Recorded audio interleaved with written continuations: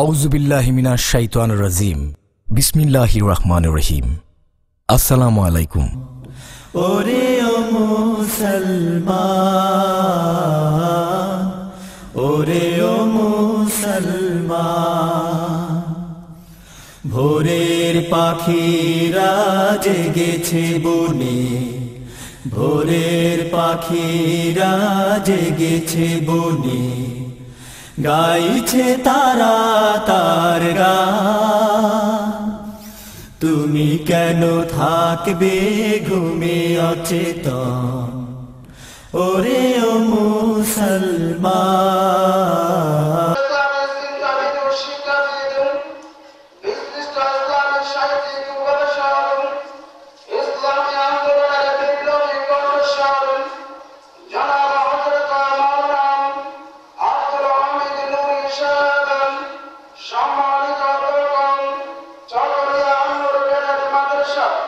إن الحمد لله نحمده ونستعينه ونستغفره ونعوذ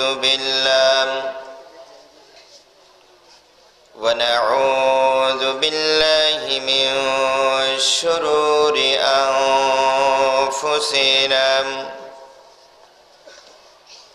ومن سيئات أعمالنا، من يهد الله فلا مضل له ومن يضلله فلا هادي له، ونشهد أن لا إله إلا الله وحده لا شريك له، ونشهد أن سيدنا ونبينا ومولانا محمد الذي أرسله بالحق بشيرا ونذيرا وداعيا إلى الله بإذنه وسراجا منيرا، فقد قال الله تعالى في كلامه المجيد وفرقانه الحميد: أعوذ بالله من الشيطان الرجيم، بسم الله الرحمن الرحيم. إذا زلزلت الأرض زلزالها وأخرجت الأرض أثقالها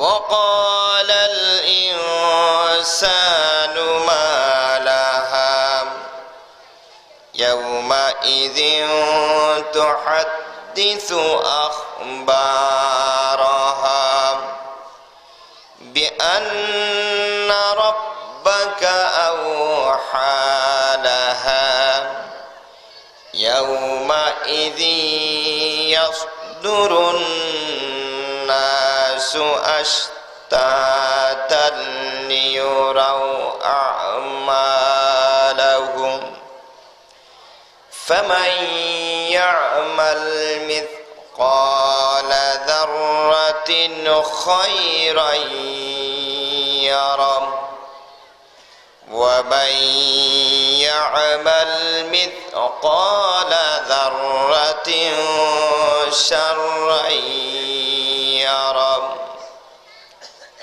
وقال تعالى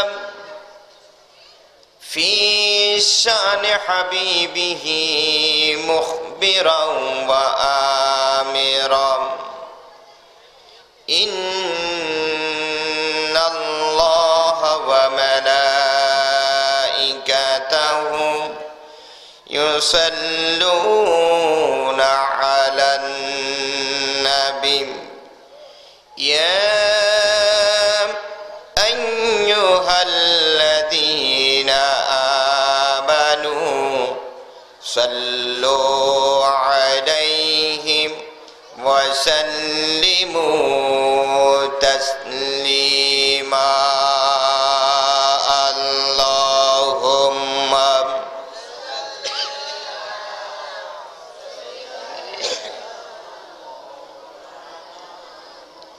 وعلى آل سيدنا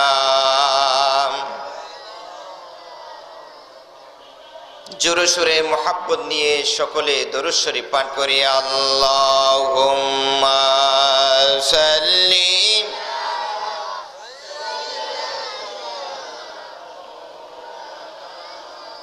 ওয়া আলা আলি সাইয়্যিদিনা যে নবীজির আগমনে সারা জাহান উজালা সে নবীজির দরুদ পড়ে মিঠাও মনের প্রেম জ্বালা আল্লাহুম্মা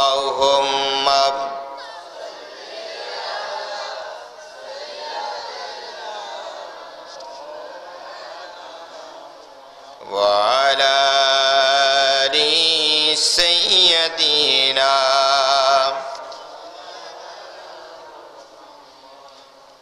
রাসূলের অপমানে যদি কাঁদে না তোর মন মুসলিম নয় মুনাফিক তুই রাসূলের দুশমন আল্লাহুম্মা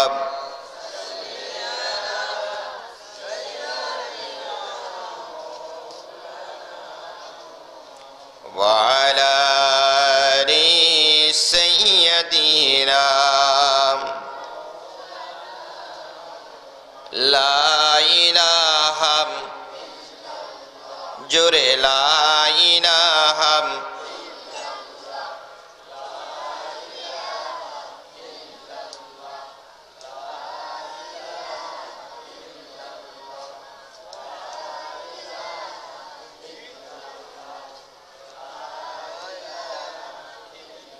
لا إله إلا الله محمد رسول الله صلى الله تعالى عليه وسلم ঐতিহ্যবাহী চকরি উপজেলার অন্তর্গত পূর্ব বড়বিওলা নয়াপাড়া হযরত ইমাম হাসান হুসাইন রাদিয়াল্লাহু তাআলা আনহুমা স্মৃতি সংসদের উদ্যোগে আয়োজিত আজকের মিলাদু সিরাতুন নবী সাল্লাল্লাহু তাআলা আলাইহি ওয়াসাল্লাম মাহফিলের মান্যবর সভাপতি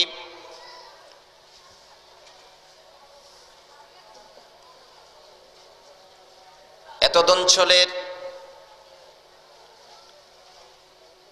সর্বস্তরের শ্রদ্ধেয় ব্যক্তিত্ব পূর্ব বড়বিওলা ইহসানুল উলুম দাখিল মাদ্রাসার সম্মানিত প্রতিষ্ঠাতা আলহাজ হযরত মাওলানা ইহসানুল হক ফির সাহেব মাদ্দাল্লাহু দিল্লাহ সভাপতি হিসেবে আর উপস্থিত রয়েছেন আমার শ্রদ্ধাভাজন শিক্ষক চকরিয়া শাহারবিল আনোয়ারুল উলুম কামিল এম.এ মাদ্রাসার সম্মানিত সিনিয়র শিক্ষক, বিশিষ্ট আলেমে দ্বীন জনাব হযরত মাওলানা হাফিজ জাফর আলম সাহেব আতালাল্লাহু উমরা, আজকের মাহফিলের সম্মানিত প্রধান অতিথি, পূর্ব বড়বিওলা সরকারি প্রাথমিক বিদ্যালয়ের সাবেক প্রধান শিক্ষক আলহাজ মাস্টার আমির হামজা সাহেব, আজকের মাহফিলের সম্মানিত প্রধান মুফাসসির, আন্তর্জাতিক খ্যাতি সম্পন্ন মুফাসসিরে কোরআন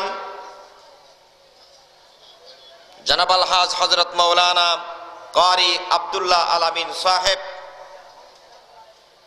আজকের মাহফিলের সম্মানিত প্রধান বক্তা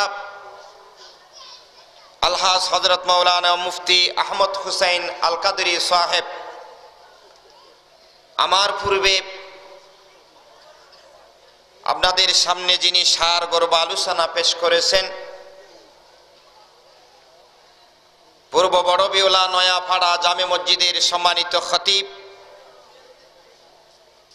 বিশিষ্ট আলেমে দ্বীন জনাব হযরত মাওলানা কারি ইহসানুল হক সাহেব আতালাল্লাহু উমরাহুম ওয়া বারাকাল্লাহু তাআলা ফি হায়াতিহিম, উপস্থিত অপরাপর নায়েব রাসূল হযরত উলামায়ে কেরাম, সাংবাদিক ভাইয়ারা, রাজনৈতিক ব্যক্তিত্ব,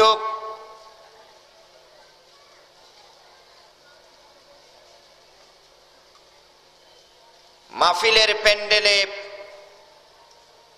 অবস্থানরত আমার আত্মার আত্মীয় সম্মানিত মুসলমান ভাইয়ারা, পর্দার আড়াল থেকে আলোচনায় অংশগ্রহণকারী আমার মা ও বোনেরা, দ্বিতীয়বার সালাম নিবেদন করছি, আসসালামু আলাইকুম ওয়া রাহমাতুল্লাহি তাআলা ওয়া বারাকাতুহু। আল্লাহ পাকের দরবারে শুকরিয়া জ্ঞাপন করছি, যেই বিশ্বনিয়ন্তা আমাদেরকে মাহফিলে এসে আলোচনা শোনার তৌফিক দিলেন। সমস্বরে কলিমতুশ শুকর আদায় করছি, আলহামদুলিল্লাহ। সাথে বিশ্বনবী মুহাম্মদ সাল্লাল্লাহু আলাইহি ওয়াসাল্লামের রওজা পাকে সালাত ও সালাম নিবেদন করে মাহফিল পরিচালনা কমিটির পক্ষ থেকে আমাকে একটা বিষয় দেওয়া হয়েছে। ওই বিষয়ের উপরে আমার নির্ধারিত সময়ের ভিতরে আল্লাহ পাকের মেহেরবানি, আপনাদের আন্তরিক দোয়ার বদৌলতে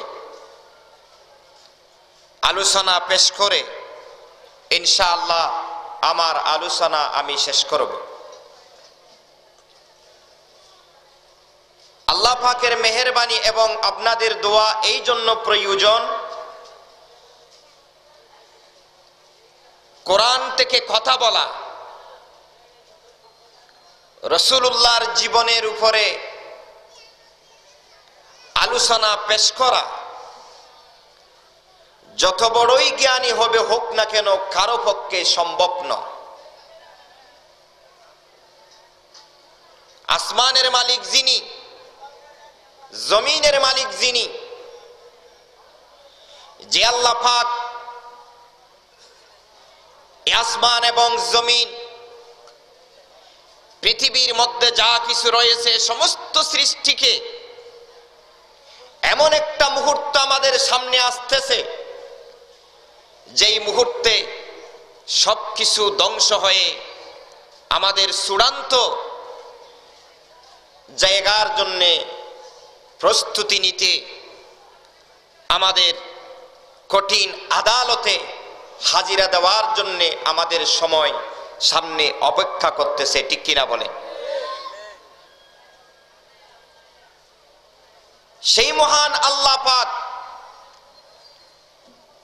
রহম যদি না করেন, কথা বলা, কথা শোনা কারো পক্ষে সম্ভব নয়। আপনাদের সহযোগিতা কামনা করছি।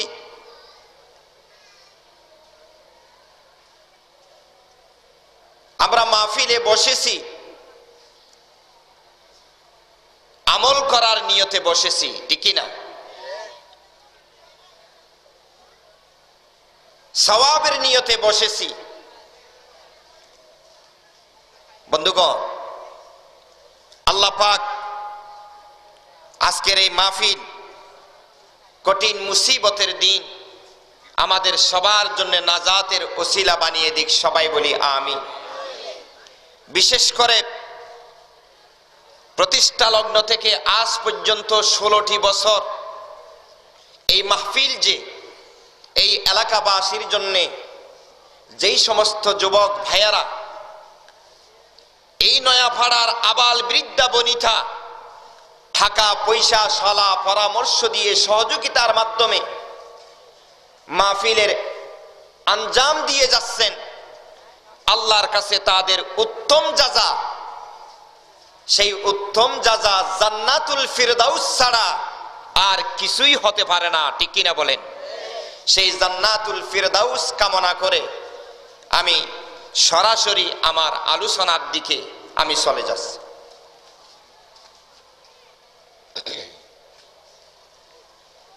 বিষয়বস্তুকে সামনে রেখে আল্লাহর কোরআন থেকে 30 পারা এই কালাম থেকে 30তম পারার একটি সূরা, যেই সূরার নাম সূরাতুল জিলজাল, 8 আয়াত বিশিষ্ট এই সূরাটা আমি আপনাদের সামনে তেলাওয়াত করেছি।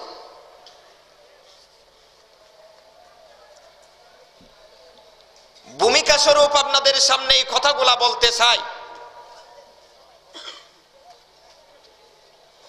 বিশ্বনবী মুহাম্মদ সাল্লাল্লাহু আলাইহি ওয়াসাল্লামের কাছে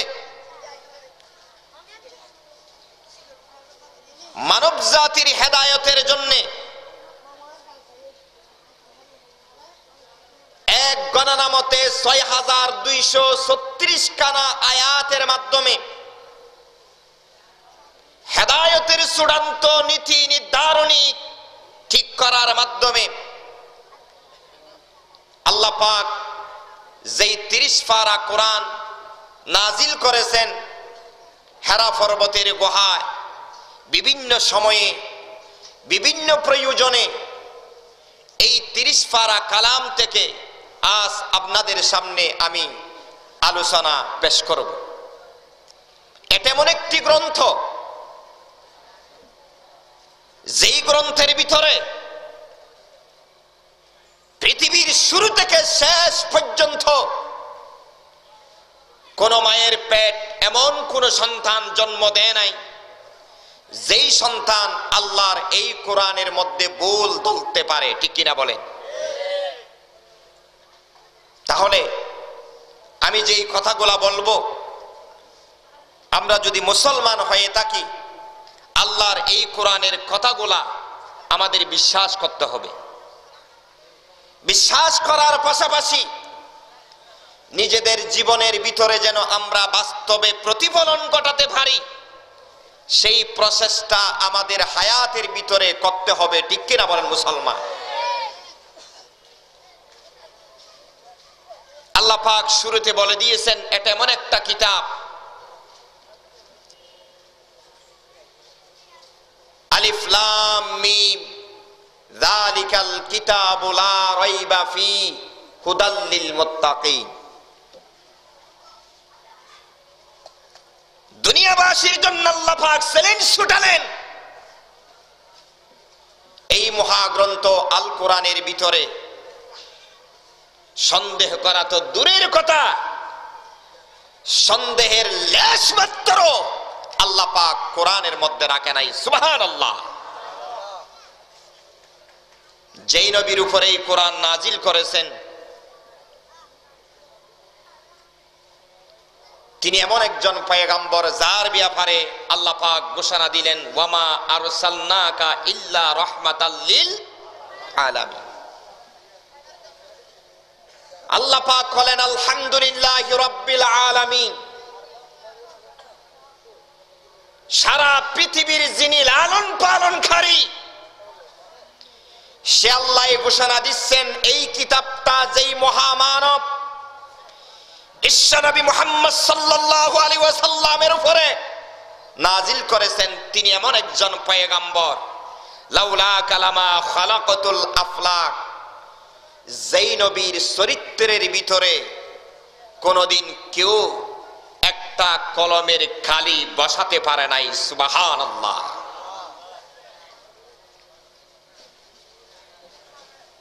আল্লাহ পাক বলেন وَإِن كُنتُمْ فِي رَيْبٍ مِّمَّا نَزَّلْنَا عَلَى عَبْدِنَا فَأْتُوا بِسُورَةٍ مِّن مِّثْلِهِ وَادْعُوا شُهَدَاءَكُمْ।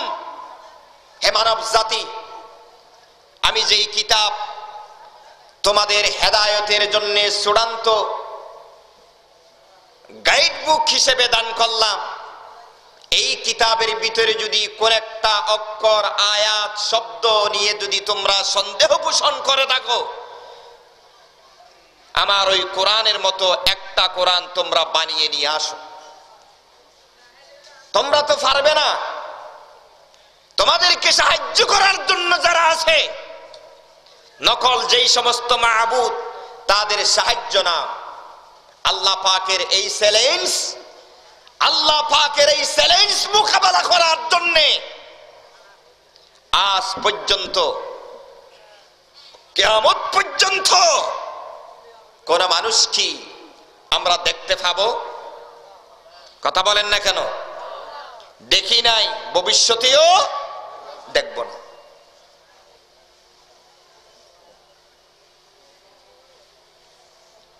মুসলমান ভাইয়ারা, যে কিয়ামত তথা আখিরাতের উপরে আলোচনা করার জন্য আমাকে বিষয় দেওয়া হলো,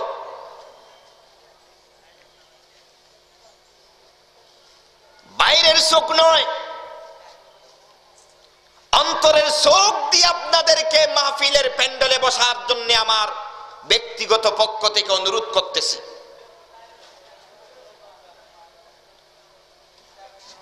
এই পৃথিবীর জমিনে আল্লাহ পাক আমাদেরকে কি জন্য পাঠালেন, আমরা কি করতেছি?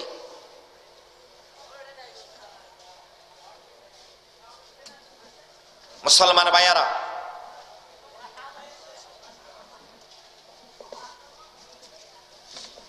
কিয়ামত সংগঠিত হওয়ার জন্য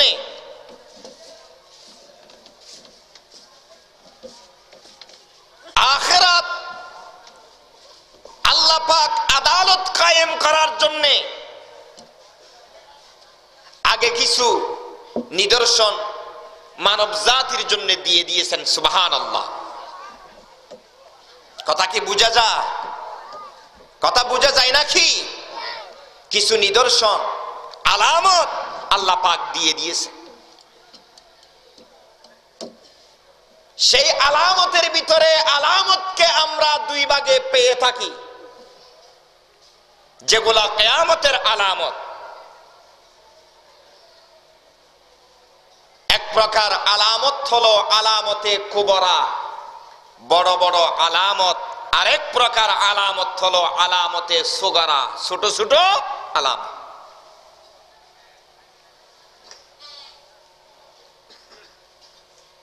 বন্ধুগণ, পৃথিবীর জমিনে বাইরের চোখ আর অন্তরের চোখ দিয়ে যদি আপনি দৃষ্টি দেন, আলামতে সুগরা কিয়ামত সংগঠিত হওয়ার জন্য যেগুলা ঘটা প্রয়োজন, সমাজে প্রচলন ঘটা প্রয়োজন, সেই সমস্ত আলামত গুলা আমরা দৈনিক আমাদের সামনে দেখতেছি। কথা ঠিক কিনা বলেন?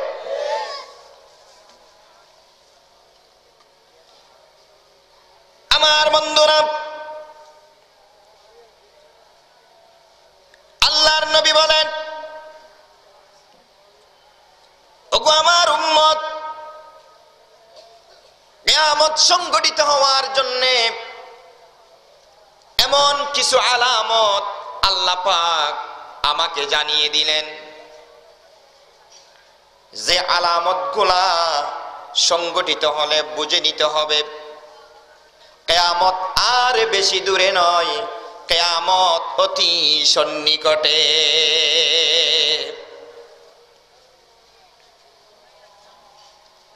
এক নাম্বার আলামত, মুসলমান ভাইয়ারা, ওয়াকফকৃত কোন সম্পদ,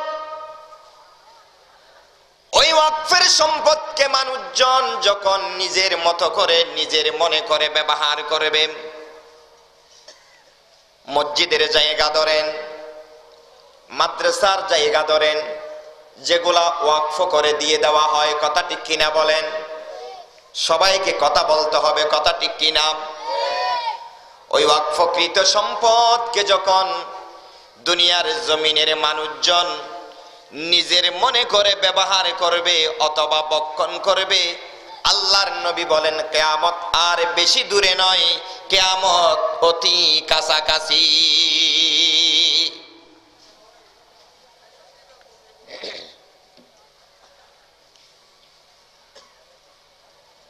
আল্লাহর হাবিব আরো বলেন,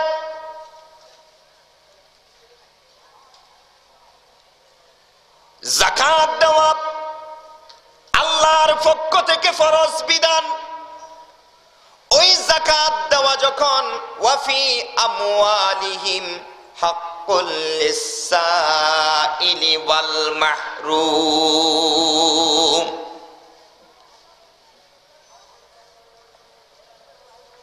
ধনীদের যেই সম্পদ, সেই সম্পদের ভিতরে আল্লাহ পাক অধিকার রেখেছেন গরিবদের। সুবহানাল্লাহ। সেই গরিবদের হক বুঝাই দেওয়ার ক্ষেত্রে যদি সমাজের পুঁজিপতি, কোটিপতি মানুষ যারা, তারা যদি চিন্তা করে আল্লাহর পক্ষ থেকে এটা আমাকে জরিমানা করা হলো, তাহলে বুঝবেন মুসলমান কিয়ামত আর বেশি দূরে নয়, কিয়ামত অতি কাছাকাছি। সুবহানাল্লাহ। সমাজের সাথে মিলিয়ে নিবেন আমার কথাগুলা। সমাজে এরকম মানুষ আছে না নাই? আরে মুসলমান কথা বলেন, আছে না নাই?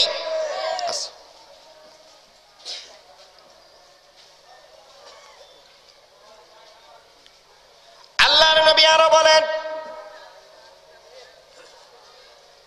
সমাজের ভিতরে যখন আল্লাহর এই কোরআন, বিশ্বনবী মুহাম্মদ সাল্লাল্লাহু আলাইহি ওয়াসাল্লামের হাদিস, এই দুই প্রকারের জ্ঞান, যেই জ্ঞানের ভিতরে সমস্ত জ্ঞান নিহিত আছে, সুবহানাল্লাহ, এমন কোন জ্ঞান নাই যেই জ্ঞান আল্লাহ পাক, যেই বিদ্যা এই কোরআনের ভিতরে দান করেন নাই। সুবহানাল্লাহ। আমরা বুঝি না, সেই জন্য আল্লাহর কোরআন তেলাওয়াত করি না, আল্লাহর কোরআনের পক্ষে আমরা সময়ও দিই না, ঠিক কিনা বলেন? মুসলমান যেহেতু হয়েছেন, প্রস্তুতি নিতে হবে আল্লাহর জন্য জান দেওয়া, রাসূলের ইশকের কারণে জান দেওয়ার জন্য, আল্লাহর এই কোরআনের জন্য জান দেওয়ার জন্য মুসলমানদেরকে প্রস্তুতি নিতে হবে, কথা ঠিক কিনা বলেন? ইসলামের পথ, মুসলমানের যেই পথ, রক্তে সাজানো এক খাটা যুক্ত পথ, এটা কোনো ফুল বিছানো পথ নয়। এই কোরআন এবং হাদিসের জ্ঞান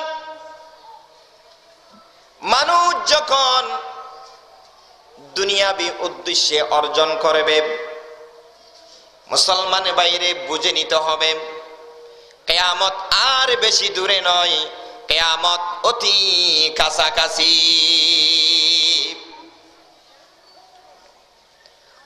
মুসলমান ভাইয়ারা, এমনি ভাবে সমাজের ভিতরে মায়ের নাফরমানি যখন বেড়ে যাবে, নিজের পিতার নাফরমানি করতে গিয়ে নিজের বাবাকে যখন ফর মনে করা হবে, বন্ধু বান্ধবদেরকে যখন আপন মনে করে কাছে নিয়ে আসবে, ও মুসলমান সমাজের ভিতরে যখন নাচ গান বেড়ে যাবে, যখন নাচ গানের যেগুলা যন্ত্র, সেই বাদ্যযন্ত্র ডোল তবলা এগুলা যখন বেড়ে যাবে, ও মুসলমান সমাজের ভিতরে যখন জালিম লোকদেরকে অত্যাচারের কারণে সম্মানিত ব্যক্তিরা সম্মান করবে, আর যখন যাদের ভিতরে সততা নাই, যাদের ভিতরে ত্যাগের মনোভাব নাই, যাদের ভিতরে যোগ্যতা নাই, ওই সমস্ত ব্যক্তিরা যখন সমাজের নেতা হয়ে যাবে, সর্দার হয়ে যাবে, বুঝে নিবেন কিয়ামত বেশি দূরে নয়, কিয়ামত অতি কাছাকাছি।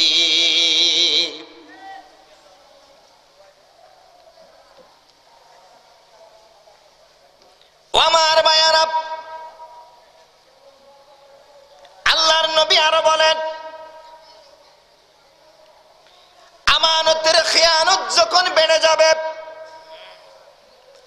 আমানত রাখা হলো, ওই আমানত নিজের একটা যে দায়িত্ব, ওই দায়িত্বের প্রতি খেয়াল যখন থাকবে না, যখন পুরুষরা সমাজের ভিতরে দেশের ভিতরে নারীদের মহিলাদের যখন তাবেদার হয়ে যাবে, বুঝে নিতে হবে কিয়ামত বেশি দূরে নয়, কিয়ামত অতি কাছাকাছি।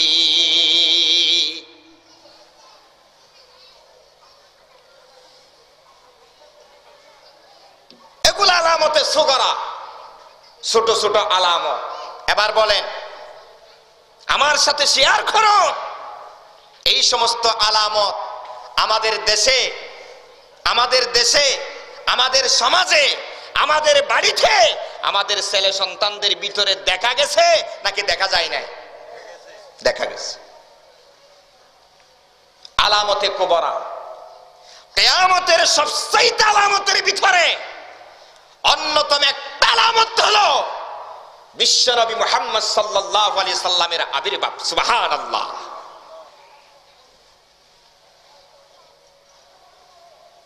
ইমাম মাহদী আসবে, ইয়াজুজ মাজুজের আবির্ভাব ঘটবে। এই সমস্ত আলামত গুলাকে আলামতে কুবরা হিসেবে আমরা ধরে নিতে পারি। কিয়ামত সংগঠিত হওয়ার জন্য এই সমস্ত বিষয় পৃথিবী ধ্বংসের আগে পৃথিবীর জমিনে আমরা দেখতে পাবো। কথা ঠিক কিনা বলে?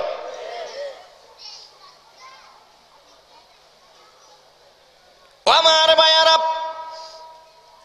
সেই জন্য আল্লাহর কোরআনের সূরা জিলজাল আপনাদের সামনে তেলাওয়াত করেছি। মুসলমান ভাইরে, আল্লাহ পাক যে কোরআন নাজিল করেছেন মুহাম্মদ সাল্লাল্লাহু আলাইহি ওয়াসাল্লামের উপরে, ৬২৩৬ খানা আয়াত আল্লাহ পাক দিলেন। এই ৬২৩৬ খানা আয়াতের ভিতরে ৫০০ আয়াত আছে। কয়শ আয়াত বলেন? ৫০০ আয়াত। কয়শ আয়াত? ৫০০ আয়াত। যে আয়াতের ভিতরে মানব জাতির জন্য আল্লাহ পাক বিধিবিধান দিয়ে দিয়েছেন। সুবহানাল্লাহ। কথা বোঝা যায় নাকি?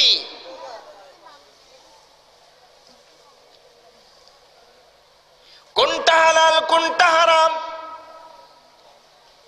কোনটা জায়েজ, কোনটা না জায়েজ, কোনটা গ্রহণ করবেন, কোনটা ত্যাগ করবেন, কোনটা গ্রহণীয়, কোনটা বর্জনীয়, এই সমস্ত হুকুম আহকামের যেই আল্লাহ পাক আমাদের জন্য দিলেন হুকুম আহকাম গুলা, এগুলা ৩০ পারা কালামের ভিতরে ৬২৩৬ খানা আয়াত থেকে ৫০০ আয়াতের ভিতরে আল্লাহ পাক ভাগ করে ফেলেছেন। সুবহানাল্লাহ।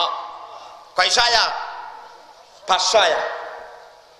500 আয়াত যদি বাদ দেন 6236 আয়াত থেকে, আর তাকে হিসাব করে দেখবেন 5736 আয়াত। সুবহানাল্লাহ,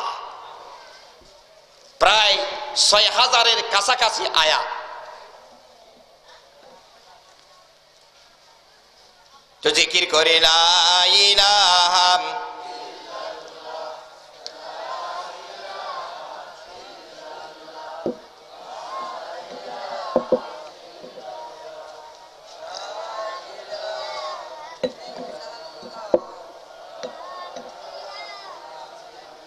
লা ইলাহা ইল্লাল্লাহু মুহাম্মাদুর রাসূলুল্লাহ।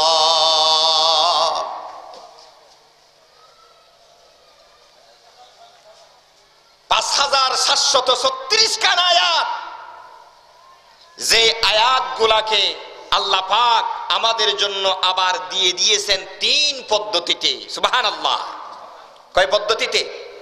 3 পদ্ধতিতে। প্রথম প্রকার পদ্ধতি তাফকিরুন বিআলাইল্লাহ, আল্লাহর যেই কুদরত রয়েছে ওই কুদরতের বিবরণ আল্লাহ পাক 5736 খানা আয়াতের ভিতরে দিয়ে দিয়েছেন। দ্বিতীয় প্রকার পদ্ধতি তাফকিরুন বিআইয়ামিল্লাহ, অতীত ঘটনার বিবরণ, সে ব্যাপারেও আল্লাহ পাক ওয়াজ নসিহত করেছেন। তৃতীয় প্রকার তাফকিরুন বিমা বাদাল মাউত, আখিরাতের বিবরণ আল্লাহ পাক দান করেছেন এই কোরআনের মধ্যে। সুবহানাল্লাহ।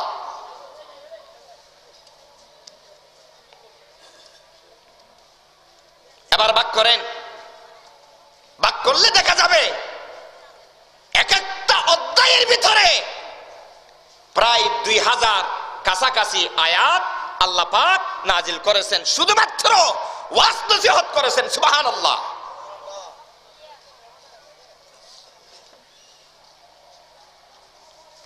এই 3 প্রকারের তৃতীয় পদ্ধতি হলো আজকে আমার আলোচনার বিষয়।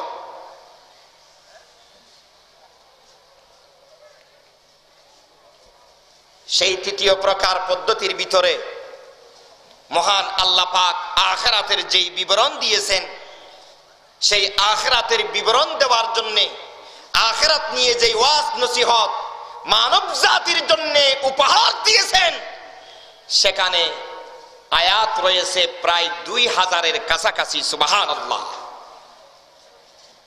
কয় হাজার? 2000।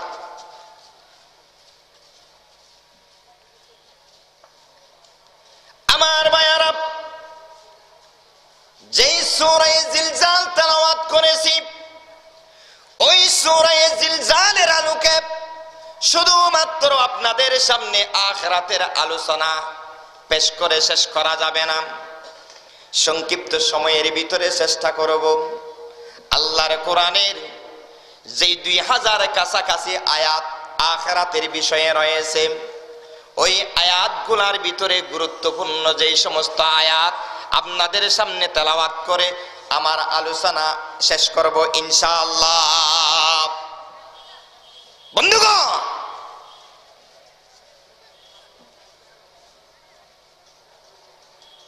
এই দুনিয়ার জমিনে মানুষ হায়াত কাটানোর পর এমন একটা জায়গায় যায়, যেই জায়গার মধ্যে তার পাড়া পড়শি, বন্ধু বান্ধব, আত্মীয় স্বজন, স্ত্রী কেউ থাকে না, ঠিক না? সেটার নাম হলো কবর। সেটার নাম কি? কবর। ওই কবর, যেই কবরের মধ্যে মুসলিম শরীফের হাদিস, আল্লাহর নবী বলেন ফায়ারজিউ আহলুহু ওয়া মালুহু ওয়া ইয়াবকা আমালুহু। কোন জগতে আছে আমরা মুসলমান? আল্লাহ রাসূল বলেন, একজন মানুষ যখন মারা যায়, মৌতের বিছানায় যখন চলে যায়, তখন তার আপনজন তিনজনকে ডাক দে। কয়জনকে বলেন? তিনজনকে ডাক দে। প্রথম জন তার ধন সম্পদকে ডাক দিয়া বলে, হে আমার ধন সম্পদ, একটু আমার কাছে আসো। আজ আমি মৌতের বিছানায় চলে গেলাম, আমাকে একটু মৌতের বিছানা থেকে রেহাই দাও, মুক্তি দিয়ে দাও। ক্ষমতা আছে? ধন সম্পদের ক্ষমতা আছে না।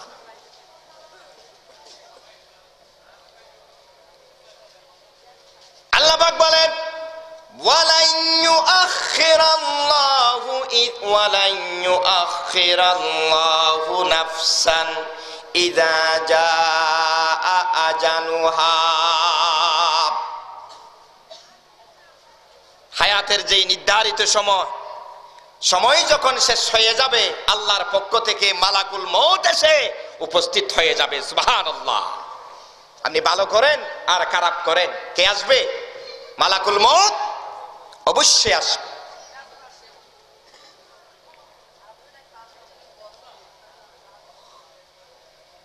ধন সম্পদকে ডাক দিবে, একটু আমার কাছে আসো, আমাকে একটু রক্ষা করো, আজ আমি মৌতের বিছানায় চলে গেলাম। যেই ধন সম্পদের জন্য আমি পাগল হয়ে যাচ্ছি, কি করব না, তার কোনো আমরা কুল কিনারা খুঁজে পাচ্ছি না। ওই ধন সম্পদ তখন জবাব দিবে, হে আল্লাহর গোলাম, এবার শুনো, তুমি আমাকে পাওয়ার জন্য পাগল হয়ে গিয়েছিলাম, আজ মৌতের বিছানায় তুমি চলে গেলা, তোমাকে সেই মৌতের বিছানা থেকে রক্ষা করার ক্ষমতা আমার না।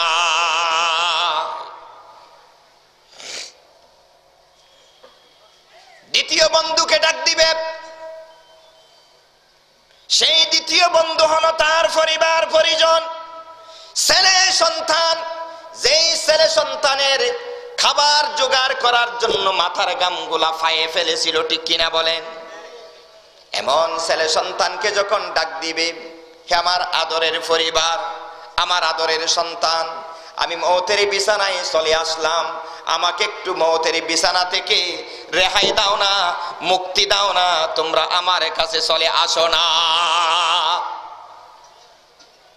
পরিবার পরিজন ডাক দিবে, মুসলমান,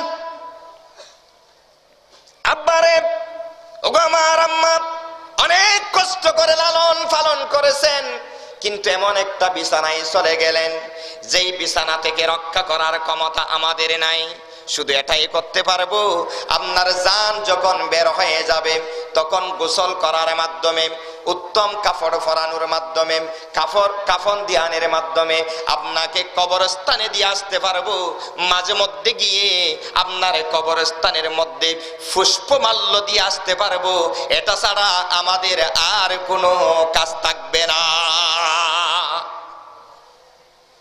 পরিবার পরিজন ডাক দিবে। তৃতীয় নাম্বার বন্ধুকে ডাক দিবে, মৃত ওই মৌতের বিছানায় যে ব্যক্তি শোনে গেল, আমার তৃতীয় বন্ধু, আজ আমাকে একটু রক্ষা করার জন্য তুমি আসো, আমাকে রক্ষা করার জন্য তো আমি কাউকে পাচ্ছি না।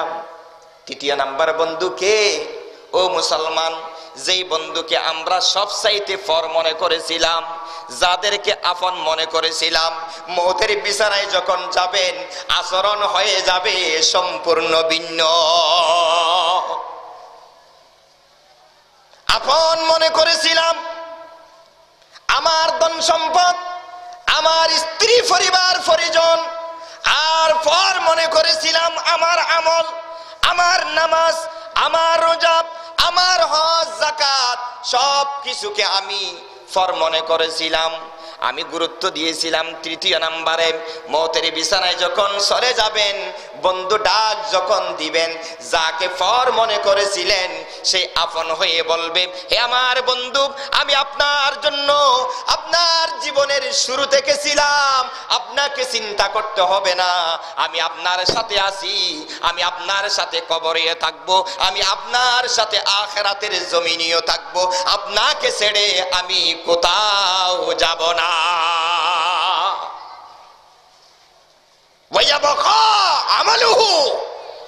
যেই আমলটা আপনার সাথে থাকবে, সেটা হলো আপনার নেক কর্ম, নেক কাজ। ও মুসলমান ভাইয়ারা, মওত যখন হয়ে যাবে, সমস্ত সৃষ্টি যখন ধ্বংস হয়ে যাবে, আল্লাহ পাক কিয়ামত সংগঠিত করার জন্য মুফাসসিরদের ভিতরে দুইটা riwayat পাওয়া যায়। এক riwayate এসেছে দুইটা ফুঁক দেওয়া হবে। কয়টা ফুৎকার বলেন? দুইটা ফুৎকার। কয়টা? দুইটা ফুৎকার। আরেক riwayate আছে তিনটা ফুৎকার দেওয়া হবে। দুই ফুৎকারের মধ্যে প্রথম ফুৎকারে সমস্ত পৃথিবীর সব সৃষ্টি ধ্বংস হয়ে যাবে। দ্বিতীয় ফুৎকারে সেই কবরের নিচ থেকে সবাই ওঠা শুরু করবে। সুবহানাল্লাহ। যারা বলেন তিনটা ফুৎকার দেওয়া হবে প্রথম ফুৎকারে, ও মুসলমান, সামনে আলোচনা শুনে সব কিছু বেহুশ হবে। বেহুশ হওয়ার পর দ্বিতীয় ফুৎকারে ধ্বংস হবে। তৃতীয় ফুৎকারে সেই কবর থেকে সবাই উঠা শুরু করবে। সুবহানাল্লাহ। আল্লাহ পাক সেই কথা এই সূরা জিলজালের ভিতরে বলে দিয়েছে। আমার মুখে মুখে পাঠ করেন, বিসমিল্লাহির রহমানির রহিম। ইযা যুলজিলাতিল আরদু জিলজালাহা ওয়া আখরাজাতিল আরদু আথকালাহা। বিস্তারিত তাফসীর করা তো সম্ভব না, অনুবাদের সাথে সাথে কিছু কথা মুসলমান শুনেন। কোথায় আছি আমরা? আমরা কি করতেছি? শুধু আছি দুনিয়া দুনিয়া দুনিয়া। নামাজটা পড়ার শুদ্ধ সুযোগ হয় না। অনেক মুসলমান আছে না নাই? কথা বলেন না কেন? আছে না নাই?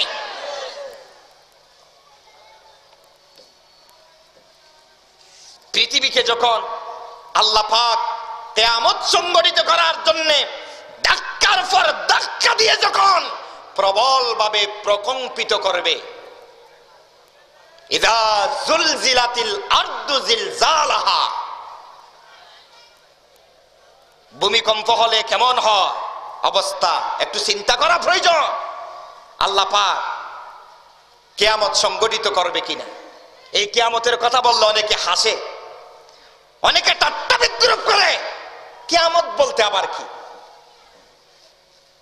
সেজন্য আমি প্রথমে কথা বলে দিয়েছি, যা কথা বলবো আল্লাহর কোরআন থেকে বলবো। আল্লাহর কোরআনের ভিতরে কোনো সন্দেহ? কথা বলেন না কেন? কোনো সন্দেহ? এ মুসলমান, এই কোরআনের জন্যে, এই কোরআনের জন্যে, এই কোরআনের রাজ কায়েম করার জন্যে সাহাবায়ে কেরাম থেকে শুরু করে আজ পর্যন্ত পৃথিবীর জমিনে জমিনে মুসলমানরা জান দিতে কুণ্ঠাবোধ করে নাই, জান দিয়েছে। আমাদের এই দেশেও আল্লাহর এই কোরআনের জন্য জান দিতে গিয়ে ফাঁসির রশি নিজের গলার মধ্যে বরণ করে নিয়েছে। কথা ঠিক কিনা বল মুসলমান? ও মুসলমান, আমরাও যদি তাদের উত্তরসূরি হতে চাই, আল্লাহর এই কোরআনের জন্য, আল্লাহর কাছে শহীদ হওয়ার জন্য, আল্লাহর কোরআনের পক্ষে কারা কারা জান দিতে রাজি আছেন? হাত উঁচু করে দেখেন আমার ভাইয়েরা। বন্ধুগণ, হাত নামা। আল্লাহর কোরআন, যেই কোরআনের মর্যাদা বুঝি না, গুরুত্ব বুঝি না, কিছু বুঝি না, শুধু আছি দুনিয়ার যেই খেল তামাশা, সেই খেল তামাশা নিয়ে।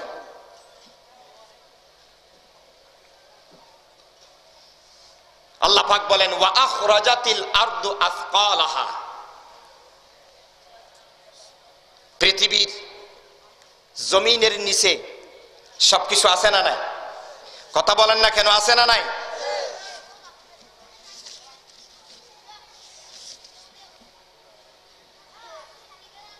এই আয়াতের ব্যাপারে কিছু কথা বলতে চাই।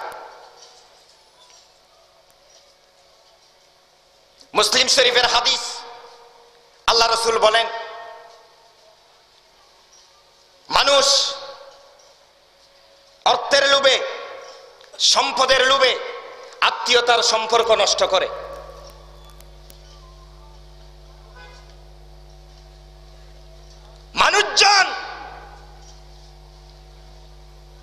নিজের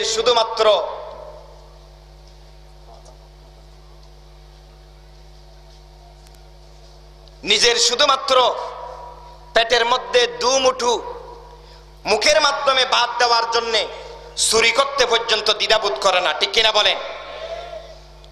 যেই স্বর্ণের কারণে হীরা জহরত মণিমুক্তা পাওয়ার জন্য মানুষ একজন আরেকজনকে খুন করতে কতল করতে দ্বিধাবোধ করে না। মুসলমান ভাইয়ারা, রাসূলুল্লাহ বলেন সেই সমস্ত জিনিসগুলা হীরা জহরত মণিমুক্তা কঠিন মুসিবতের দিন যখন সব মানুষের সামনে উপস্থিত হবে, সেই স্বর্ণ হীরা জহরত মণিমুক্তা কোন কিছুর দিকে আর মানুষ দৃষ্টি দেওয়ার সাহস পাবে না। সুবহানাল্লাহ। আক্ষেপ করে বলবে এগুলার জন্যই কি আমার হাত কাটা হয়েছিল? ডাকাত বলবে আমি কি এই জন্যই ডাকাতি করেছিলাম? আমি আত্মীয়তার সম্পর্ক, আত্মীয়তার বন্ধন নষ্ট করেছিলাম এই হীরা জহরতের কারণে। আল্লাহ পাক সেই আয়াতের তাফসীর করতেছেন সূরা ইনশিকাকের ৭৪ নম্বর আয়াত, ওয়া আলকাত মা ফিহা ওয়া তাখাল্লাত।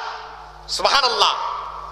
এক আয়াতের মাধ্যমে আরেক আয়াতের তাফসীর আল্লাহ পাক এই কোরআনের মধ্যে করেছে। পৃথিবীর জমিনের নিচে যা কিছু আছে এমন একটা দিন উপস্থিত হবে যেই দিন সবকিছু উদ্গীরণ করে বের করে দিয়ে জমিন সম্পূর্ণরূপে কালি হয়ে যাবে। সুবহানাল্লাহ।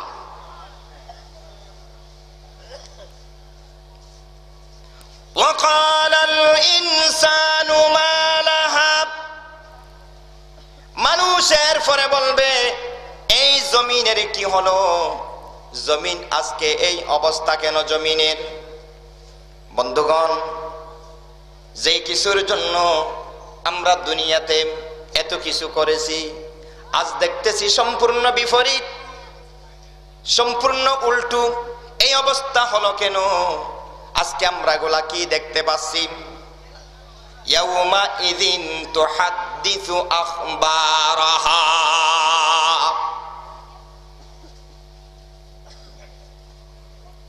কে কোথায় কি কাজ করেছেন সমস্ত বৃত্তান্ত, সমস্ত জায়গা, সব সৃষ্টি আমার আর আপনার বিপক্ষে আল্লাহর আদালতে সাক্ষ্য দিবে। সুবহানাল্লাহ। বিশ্বাস হয় নাকি?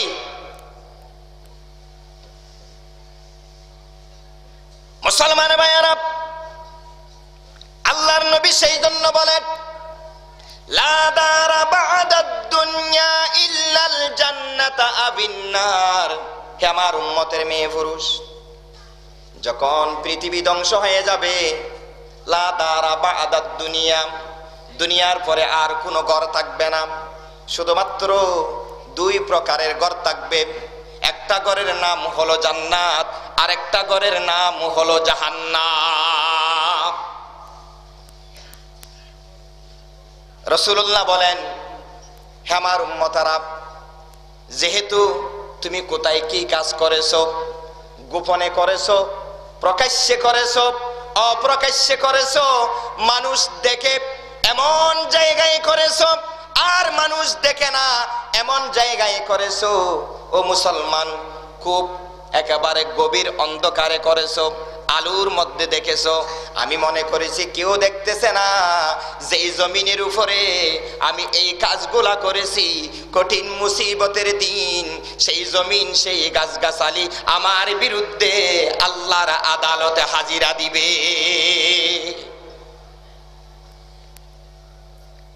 সেই জন্য আল্লাহর নবী বলেন ও আমার উম্মত, তোমার শরীরের যে অঙ্গ প্রত্যঙ্গ গুলা আছে ওই অঙ্গ প্রত্যঙ্গ তোমার বিরুদ্ধে কাল কঠিন মুসিবতের দিন হাজিরা দিবে আল্লাহর দরবারে। সেজন্য তুমি কি করবে জানো? ও আমার উম্মত, তোমার হাতের যে আঙ্গুল আছে, আঙ্গুলের যে ফাঁকগুলা আছে, আছে না নাই?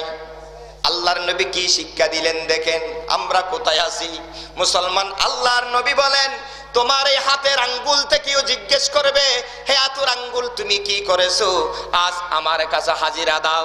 হুজুর কিভাবে বললেন? এই হাতের আঙ্গুল কথা বলবে নাকি?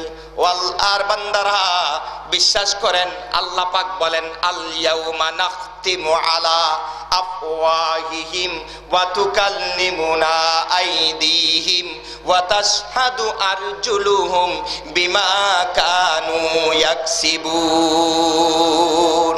আল্লাহর বান্দারা, আমার মুখ বন্ধ করে দেওয়া হবে, আমার শরীরের হাতে পায়ে কোথায় গিয়ে কি কাজ করেছিলাম, কঠিন মুসিবতের দিন আমার বিরুদ্ধে আমার এগুলাই সাক্ষ্য দিবে। আল্লাহর নবী সেই জন্য বলেন, তোমার হাতের যে আঙ্গুলের ফাঁকা জায়গাগুলো আছে, ওই হাতের আঙ্গুলের ফাঁকা জায়গাগুলা যেন তোমার বিরুদ্ধে সাক্ষী না দে। আল্লাহর কাছে তুমি লা ইলাহা ইল্লাল্লাহ সুবহানাল্লাহ ওয়ালহামদুলিল্লাহ বলে বলে জিকির করো, দেখবে তোমার হাত তোমার পক্ষে সাক্ষী দিবে।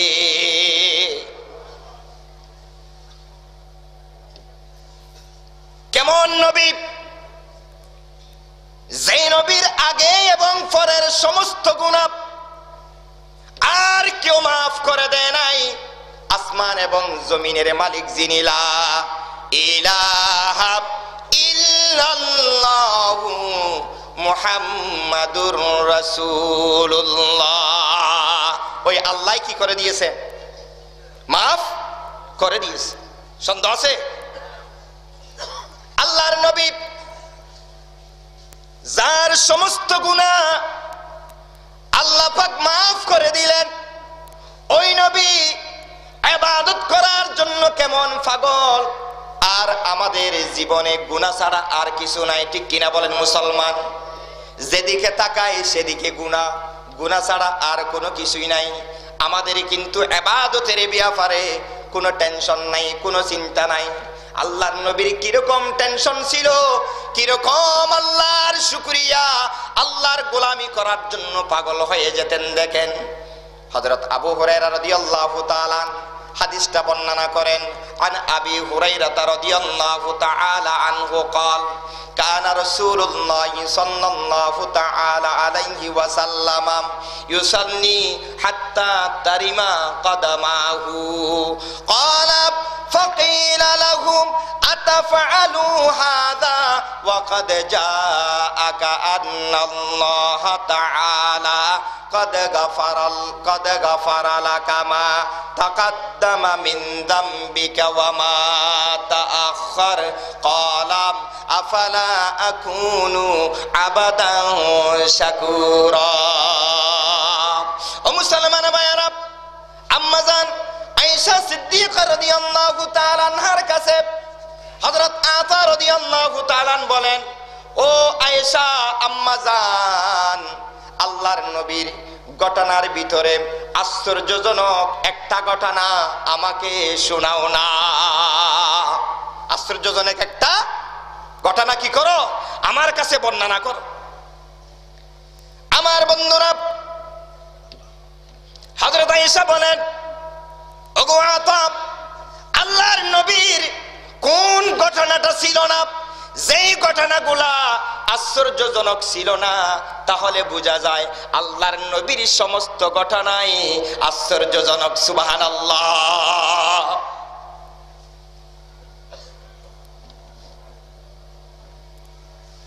আম্মা জান আয়েশা বলেন, কষ্ট হচ্ছে আপনাদের? আলোচনা কি শেষ করে দেব মুসলমান? আম্মা জান আয়েশা বলেন, তাহলে একটা আশ্চর্যজনক ঘটনা আমার পক্ষ থেকে রসুলের শুনো।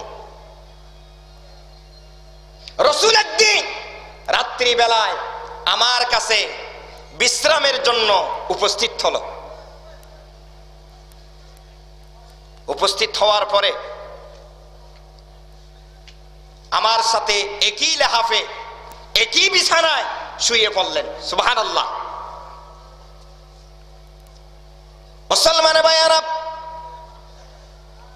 শুয়ে পড়ার কিছুক্ষণ পরে আল্লাহর নবী আম্মা জান আয়েশাকে বললেন, ওগো আয়েশা, তুমি আমাকে ছেড়ে দাও, আমি আল্লাহর গোলামি করার জন্য চলে যাব। আমাকে তুমি আর ধরে রেখো না, আমাকে তুমি ছেড়ে দাও। আমি আল্লাহর ইবাদত করব। কেন বন্ধুরা? আমাকে আপনাকে আল্লাহ পাক এই জমিনের মধ্যে পাঠিয়েছেন নাচ গান করার জন্য নয়, খেল তামাশা করে সময় কাটানোর জন্য নয়। আল্লাহ পাক বলেন, ওয়ামা খালাকতুল জিন্না ওয়াল ইনসা ইল্লা লিয়াবুদুন।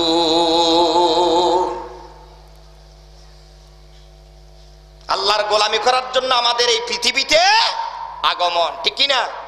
তো এখন আমরা করি কি? শয়তানের গোলামি।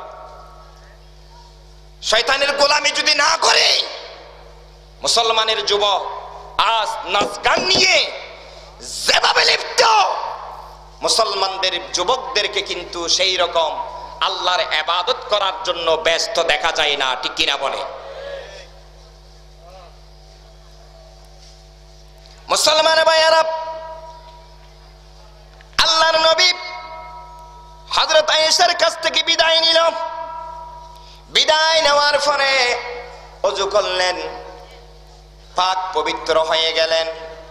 পাক পবিত্র হয়ে যাওয়ার পরে নামাজে দাঁড়িয়ে গেলেন। কোথায় দাঁড়িয়ে গেলেন? কথা বলেন, কোথায়?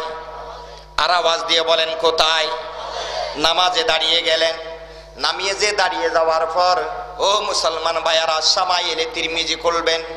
বিশ্বাস করেন, আল্লাহর নবী যখন তাকবীরে তাহরিমের মাধ্যমে নিয়ত করে ফেললেন, তখন নবীর চোখ দিয়ে এমন ভাবে পানি বের হওয়া শুরু করলো, নিজের নবীর সেই সিনা পর্যন্ত পানির কারণে ভিজে গেল। কি দরকার ছিল রসুলের এত ইবাদত করা, যে রসুলের আগের এবং পরের সমস্ত গুনাহ মাফ করে দিয়েছেন কে? চিল্লাই বলেন, কে? আল্লাহ। সেই রসুল ইবাদত করতেছেন বিশ্রামের জন্য। আম্মা জান আয়েশার কাছে গেলেন, তারে বললেন, আমারে ছাড়ো, আমি আল্লাহর গোলামি করব। ওযু করে নামাজে দাঁড়িয়ে গেলেন। কান্না আর কান্না, কান্না থামে না। আমার বন্ধুরা, আল্লাহ রসুল রুকুতে চলে গেলেন, সেখানে কান্না করলেন। রুকু আদায় করার পরে সিজদার জন্য যখন আল্লাহর নবী রুকু থেকে যখন সোজা হলেন, সেখানেও কান্না করলেন। রসুল যখন আবার সিজদা দেওয়ার জন্য চলে গেলেন, আল্লাহর নবী সেখানেও কান্না করলেন। কান্না করতে করতে মুসলমান সময় 1 ঘন্টা 2 ঘন্টা কাটায় নাই, সুদূর ফজরের আজান দেওয়া পর্যন্ত আল্লাহর নবী কান্না করে করে চোখের পানি ফেলে ফেলে সারা রাত কাটিয়ে দিলেন। হযরত বেলাল আসলো মসজিদে, আজান দেওয়া হলো। আম্মা জান আয়েশা বলেন, আমি রাসূলকে জিজ্ঞেস করলাম, ইয়া রাসূলুল্লাহ ওয়া ইয়া হাবিবাল্লাহ, আপনার নিজের জীবনের সমস্ত গুনাহ আল্লাহ পাক মাফ করে দিল, এরপরেও এত ইবাদত এত গোলামি আপনার কি দরকার?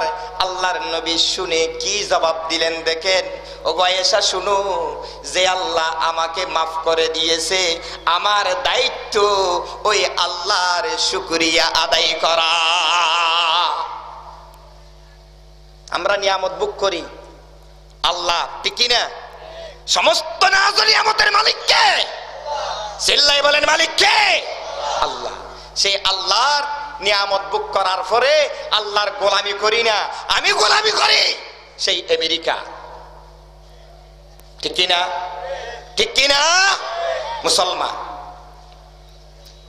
রাসূল বলেন, ক্বালা আফালা আকুনু আবাদান শাকুরা।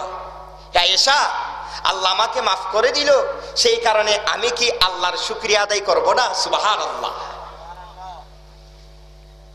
মুসলমানে ভাইয়ারা,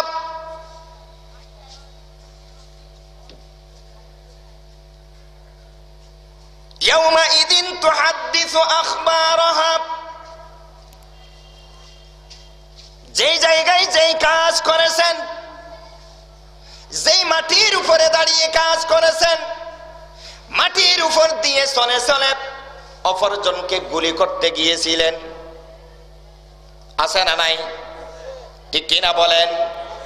গুলি করতে গিয়েছিলেন, গুলি করেছেন, অপরের ঘর চুরি করার জন্য গেলেন, ছিনতাই করার জন্য গেলেন।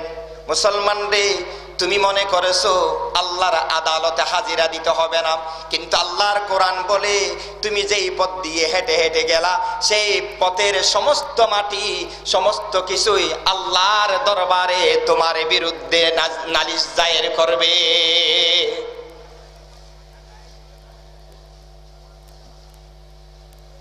মুসলমান কারে বলে? আল্লাহর নবীর সাহাবারা আল্লাহর এই কোরআনের এক বিন্দু পরিমাণ বাইরে যায় নাই। কোরআনের মধ্যে যেরকম নবী শিক্ষা দিলেন, নবীর মাধ্যমে আল্লাহ পাক শিক্ষা দিলেন, সেই সমস্ত আমল আল্লাহর নবীর সাহাবায়ে কেরাম করে গেছেন, ঠিক কি না? ও মুসলমান, আমরা যখন চেয়ারম্যান হই অথবা সরদার হই অথবা এমপি হই অথবা মন্ত্রী হই অথবা ক্ষমতার চেয়ারে যখন প্রধানমন্ত্রী অথবা প্রেসিডেন্ট হিসেবে বসি, তখন জনগণের কথা আমাদের আর খেয়াল থাকে না। আছে না নাই? আছে না নাই? আল্লাহর কোরআন, যেই কোরআন থেকে শিক্ষা হাসিল করেছিল সাহাবা হযরত আলী রাদিয়াল্লাহু তাআলা, তিনি যখন ইসলামী রাষ্ট্রের ৪র্থতম খলিফা ছিলেন, ওই খলিফা থাকা অবস্থায় আল্লাহর নবীর সাহাবা এই আয়াতের আলোকে আমল করতেছেন। বাইতুল মালের মধ্যে যেই সমস্ত রাষ্ট্রীয় সম্পদগুলা ছিল, ওই সম্পদগুলা যখন হকদারের কাছে যথাযথভাবে পৌঁছিয়ে দিতে পারেন, হযরত আলী সঙ্গে সঙ্গে 2 রাকাত নামাজ আদায় করে। নামাজ আদায় করার মাধ্যমে আল্লাহর কাছে বলে, হে আল্লাহ, এই গনিমতের, এই বাইতুল মালের রাষ্ট্রীয় সম্পদগুলো আমি যেরকম পরিপূর্ণভাবে ঢুকালাম ঠিক পরিপূর্ণভাবে বের করে দিলাম। হে রাষ্ট্রীয় সম্পদ, এই রাষ্ট্রীয় সম্পদের জায়গা আমার জন্য তোমরা কঠিন মুসিবতের দিন আল্লাহর দরবারে হাজিরা দিবা। আমরা করি কি? যত পায় তত পকেটে, ঠিক কিনা বলে? মুসলমান দাবি করি। বোঝা যায় তাহলে যেই সমস্ত কাজ আপনি যেই জায়গায় করেছেন, রেহাই দেবে না, মুক্তি দিবে না, আপনার বন্ধু বান্ধব প্রয়োজন হবে না।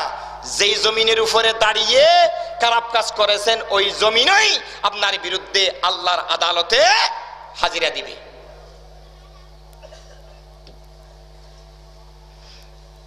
এটা কার ইশারা? বিআন্না রাব্বাকা আওহা লাহা। হুকুম কে করবে? জমিনকে। কথা বলেন না কেন? কে? আল্লাহ। ইয়াউমা ইযিন ইয়াসদুরুন নাসু আশতাতা, মানুষ প্রকাশ পাবে সেদিন দলে দলে। লিয়ুরাউ আমালাহুম, যেন তারা তাদের কৃতকর্মের সেই তাফসিরে জালালাইন, লিয়ুরাউ জাযাআ আমালিহিম, তারা যেন তাদের সেই আমলের প্রতিদান কঠিন মুসিবতের দিন আল্লাহর কাছে পায়, তারা উপস্থিত হবে। সুবহানাল্লাহ। এবং সেটা তাদেরকে দেখানো হবে। ফামাইয়া আমাল মিসকালা যাররাতিন খায়রান ইয়ারা। শরীয়ত সম্মত যেই সমস্ত কাজ ছোট হোক বড় হোক আপনি করেছেন, সেই সমস্ত কাজ কঠিন মুসিবতের দিন আল্লাহর পক্ষ থেকে কাজের উজরত আপনাকে দেওয়া হবে। সুবহানাল্লাহ। সন্দেহ আছে? ছোট থেকে ছোট, যতই ছোট হবে হোক না কেন, আপনি আমল করেছেন, আল্লাহর কাছে প্রতিদান পাওয়া যাবে। ওয়ামান ইয়ামাল মিসকালা যাররাতিন শাররান ইয়ারা। তওবা করেছেন, গুনাহ করার পরে আল্লাহ পাক সেই গুনাহ কি করে দিবেন? মাফ করে দিবেন। তওবা করেন নাই, তওবা না করা অবস্থায় মৃত্যুবরণ করলেন, ছোট হোক বড় হোক, কঠিন মুসিবতের দিন সেই গুনার জন্য আপনাকে শাস্তি ভোগ করতে হবে। সেজন্য রাসূল আম্মা জানা আয়েশাকে ডাক দিয়া বলে, হে আয়েশা, তুমি এদিকে আসো, দেখো কোন ছোট্ট হোক বড় হোক হালকা হোক, কোন অপরাধকেই তুমি তুচ্ছ মনে করবে না, কেন সেই অপরাধের কারণে আল্লাহ পাক তোমাকে পাকড়াও করবে, নাউজ বিল্লাহ। মুসলমান বন্ধুরা, সেই ময়দানে হাসরে যখন মানুষ উপস্থিত হবে, এবার আসেন কিভাবে উপস্থিত হবে? প্রশ্ন আছে না নাই? আছে না নাই? আল্লাহর নবী বলেন, আম্মা জান আয়েশার সাথে ছিল, সমস্ত মানুষ কঠিন মুসিবতের দিন কবর থেকে উঠে আসবে উলঙ্গ অবস্থায়, কোনো কাপড় চোপড় থাকবে না। সমস্ত বনি আদম একজনও বাঁচবে না, রেহাই পাবে না, সবাই মাটির থেকে উঠে আসবে উলঙ্গ অবস্থায়। কেমন অবস্থা, কেমন কথা! আম্মা জান আয়েশা বলেন, হে রাসূল, সমস্ত বনি আদম যদি কঠিন মুসিবতের দিন ওয়া আখরাজাতিল আরদু আথকালাহা, জমিন যদি সবগুলা বের করে দেয়, পুরুষ মহিলা ছোট বড় সবাই একজন আরেকজনের দিকে দেখে দেখে লজ্জা পাবে না ইয়া রাসূলুল্লাহ? আল্লাহর নবী বলেন, আয়েশা তুমি কি মনে করেছ কঠিন মুসিবতের দিনটা এমন একটা দিন? ও আমার ভাইয়েরা, আল্লাহ পাক সূরা মাআরিজের ৪৪ নম্বর আয়াতে বলেন, তা'রুজুল মালাইকাতু ওয়ার রূহু ইলাইহি ফি ইয়াউমিন কানা মিকদারুহু ৫০ আলফা সানা। সুবহানাল্লাহ। ওগো আয়েশা, সেই কবর থেকে যখন উঠে আসবে সমস্ত মানুষ উলঙ্গ অবস্থায় থাকবে, কাপড় চোপড় বলতে কিছুই থাকবে না। কতদিন থাকবে জানো? আখিরাতের জমিনের একটা দিন সমান এই পৃথিবীর জমিনের ১ বছর ২ বছর নয়, ৫০,০০০ বছর। ৫০,০০০ বছর পর্যন্ত এই মানুষ কবর থেকে উঠার পরে উলঙ্গ অবস্থায় দাঁড়িয়ে থাকবে। কি কথা! আল্লাহ কেমন বাসনভঙ্গি! আল্লাহ রাসূল বলেন, আয়েশা রে, কঠিন মুসিবতের দিন সমস্ত মানুষ এমন এক অবস্থায় পড়ে যাবে, শুধু চিন্তা, শুধু পেরেশানি। এই চিন্তা পেরেশানির মধ্যে সময় কাটাতে কাটাতে তারা হা করে উপরের দিকে চেয়ে থাকবে। ওই উপরের দিকে চেয়ে থাকা অবস্থায় তাদের ৫০,০০০ বছর সময় চলে যাবে, নিচের দিকে তাকানোর কোনো সুযোগ থাকবে না। আয়েশা, এবার তুমি বলো, একজন আরেকজনের দিকে তাকানোর কি আর সুযোগ পাবে? কত কাল দাঁড়াবে? ও মুসলমান, ৫০,০০০ বছর পর্যন্ত দাঁড়িয়ে থাকবে। কি অবস্থায় দাঁড়িয়ে থাকবে জানেন? পৃথিবীর অবস্থাটা কেমন হবে? পৃথিবীর অবস্থাটা এমন হবে যে সূর্য, বিজ্ঞানীরা বলেন পৃথিবী থেকে ৯,৩০,০০,০০০ মাইল যে সূর্যের দূরত্ব, ওই সূর্য মানুষের আধা হাত পরিমাণ মাথার উপরে ৭০ গুণ আগুনের উত্তপ্ততা বৃদ্ধি করে, সূর্যের তাপ বৃদ্ধি করে দিয়ে মানুষের উপরে আল্লাহ পাক স্থাপন করে দিবে। যে সূর্যের তাপ দুনিয়ার জমিনে থেকে থেকে এয়ার কন্ডিশনে পর্যন্ত সহ্য করা যায় না, ময়দানে হাসরে সেই সূর্য মানুষের আধা হাত পরিমাণ উপরে থাকবে।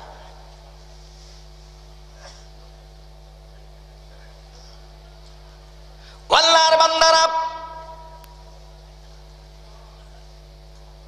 এমত অবস্থায় সময় কাটাতে গিয়ে কবর থেকে যে উঠেছিল, আফালা ইয়ালামু ইযা বু'থিরা মা ফিল কুবুর ওয়া হুসিলা মা ফিস সুদুর ইন্না রাব্বাহুম বিহিম ইয়াউমাইযিল লাখাবীর।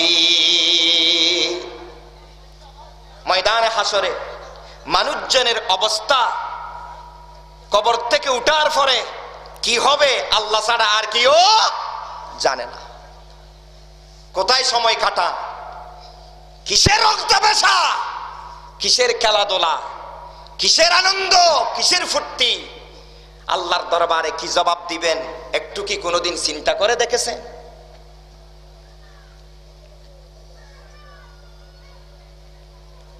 কবর থেকে যখন উঠে আসবে এমন ভাবে দাঁড়াবে, দাঁড়ানোর জন্য আমি যদি কোথাও দাঁড়াই, আপনি যদি কোথাও দাঁড়ান, যদি জায়গা একটু ছোট হয় অপরজনকে বলেন একটু দূরে সরে যাও, আমার জায়গা একটু বড় লাগবে, ঠিক কিনা বলেন? ও মুসলমান, কিন্তু ময়দানে হাসর, যে হাসরের ময়দানে কবর থেকে উঠবেন, উঠার পরে শুধু পায়ের নিচের জায়গাটুকু রাখার জন্য যেই জায়গা, ওই জায়গা ছাড়া আর কোনো জায়গা আপনার ভাগ্যে মিলবে না। কথা বোঝা যায় নাকি? কোন অবস্থায় সময় কাটা,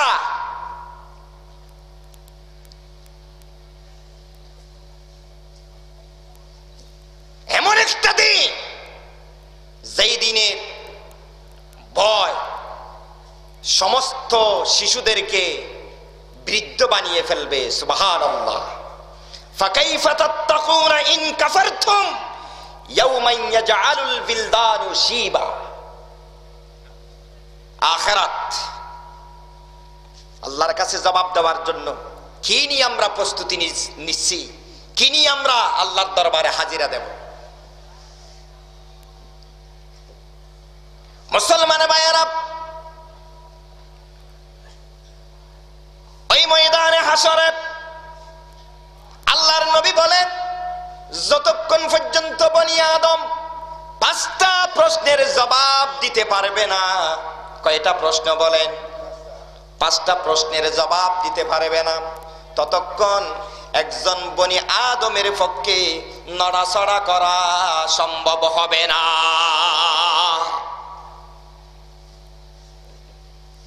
সময় কোথায় কাটা?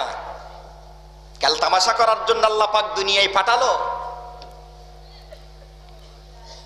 প্রথম নাম্বার প্রশ্ন, হায়াত দিয়েছিলাম বান্দা, হায়াত কোথায় কাটিয়েছো?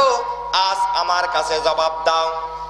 সংক্ষেপে বলে দিচ্ছি, দ্বিতীয় নাম্বার প্রশ্ন, বান্দারে ওই হায়াতের ভিতরে তোমাকে একটা যৌবন কাল দিয়েছিলাম, ওই যৌবন কাল তুমি কোথায় কাটালে? জবাব দাও। ও আমার বান্দা, তুমি ধন সম্পদ উপার্জন করেছিলাম, কিভাবে উপার্জন করেছো? তৃতীয় নাম্বার প্রশ্ন করবে। চতুর্থ নাম্বার আল্লাহরে বান্দা বান্দিরে প্রশ্ন করবে, ও আমার বান্দা বান্দি, দুনিয়ার জমিনের মধ্যে ধন সম্পদ যে উপার্জন করেছো, সেই ধন সম্পদ কি হালাল পথে খরচ করেছো নাকি হারাম পথে খরচ করেছো? আজ আমার কাছে জবাব দাও। পঞ্চম নাম্বার প্রশ্ন, ও আমার বান্দা, ময়দানে হাসর উপস্থিত হয়েছ, দুনিয়ার জমিনে কোরআন এবং হাদিসের যে জ্ঞান অর্জন করেছিলাম, ওই জ্ঞান অনুপাতে আমল করেছো কিনা? আজ আমার কাছে জবাব দাও। আমল করতে গিয়ে কোনো বিপরীত করেছিলা কিনা? যদি বিপরীত করো তাহলে তোমার জাহান্নাম ছাড়া আর কোনো কিছুই না।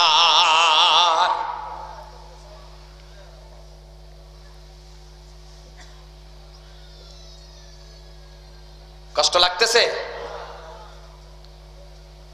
আজকে ওয়াজ চলবে এভাবে।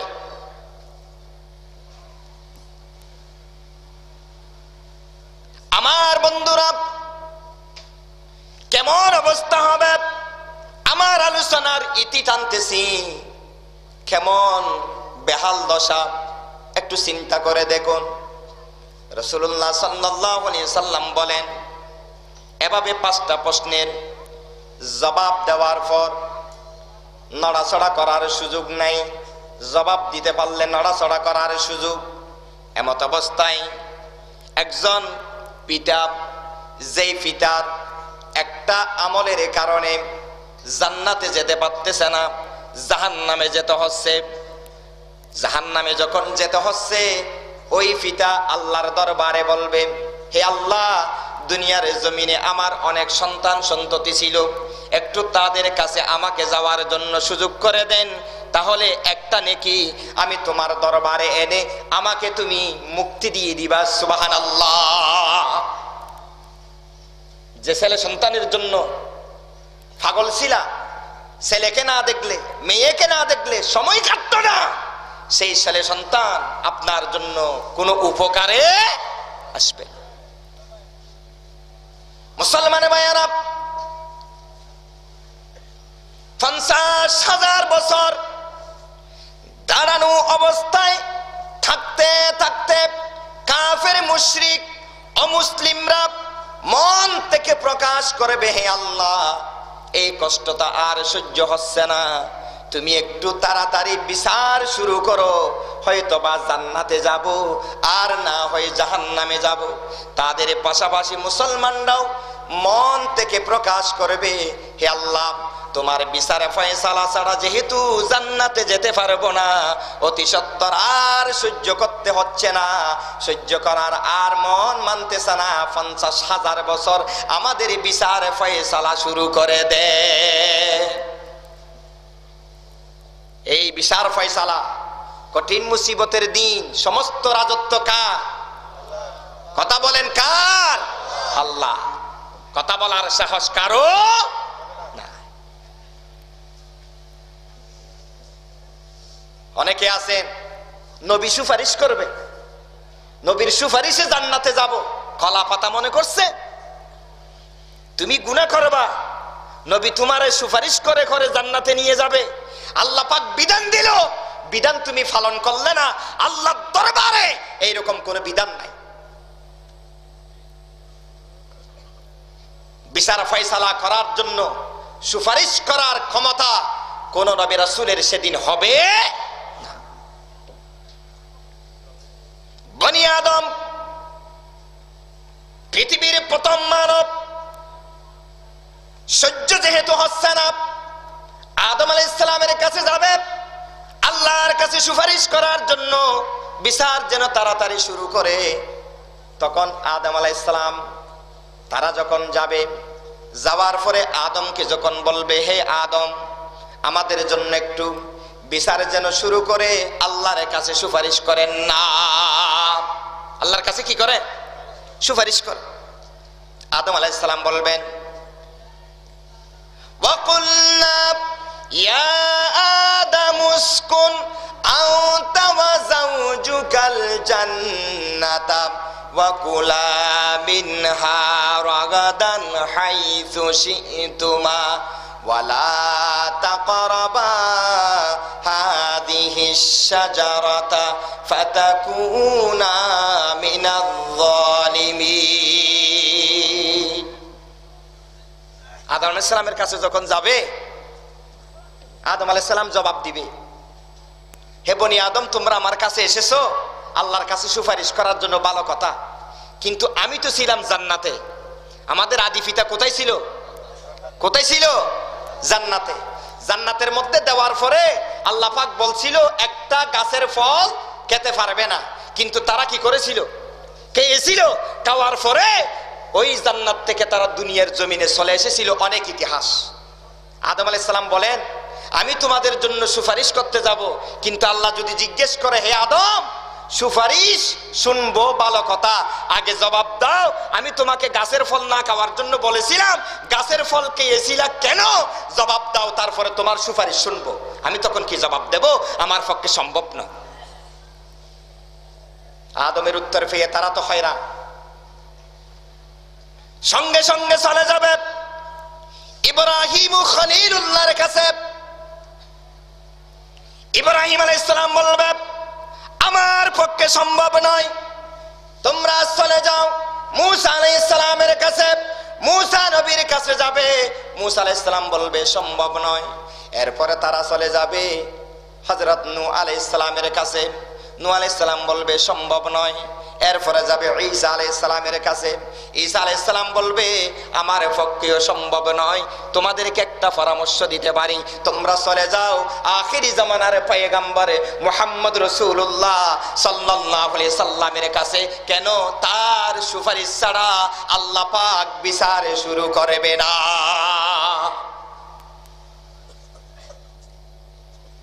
সেই নবীর কাছে যখন যাবে, আল্লাহর নবী কথা শুনবে, শোনার পরে বলবে, তোমরা একটু অপেক্ষা করো, আমি আল্লাহর কাছে আগে বলে দেখি আল্লাহ আমার আবেদন শুনে কিনা। সুবহানাল্লাহ। কথা বোঝা যায় তাহলে কঠিন মুসিবতের দিন কারো পক্ষে কথা বলার সাহস। সূরা বাকারা আয়াতুল কুরসি নামে যে আয়াতটা আমরা চিনি, আল্লাহ পাক সেই আয়াতে বলেন, আমার মুখে মুখে পাঠ করুন, বিসমিল্লাহির রহমানির রহিম। আল্লাহু লা ইলাহা ইল্লা হুয়াল হাইয়ুল কাইয়্যুম লা তাখুযুহু সিনাতুন ওয়ালা নাওম লাহু মা ফিস সামাওয়াতি ওয়া মা ফিল আরদ মান যাল্লাযী ইয়াশফাউ ইনদাহু ইল্লা বিইذনিহি ইয়ালামু মা বাইনা আইদিহিম ওয়া মা খালফাহুম ওয়া লা ইউহীতুনা বিশাইইন মিন ইলমিহি ইল্লা বিমা শাআ ওয়াসি'a কুরসিয়্যুহুস সামাওয়াতি ওয়াল আরদ। আল্লাহ পাক বলেন, এই আয়াতের ভিতরে সুপারিশ করার জন্য ক্ষমতা যে আল্লাহ পাক দিবেন, যাকে দিবেন, যাকে ক্ষমতা দিবেন, শুধুমাত্র সেই কথা বলতে পারবে, এছাড়া আর কেউ কথা বলতে পারবে। শুনেন মুসলমান,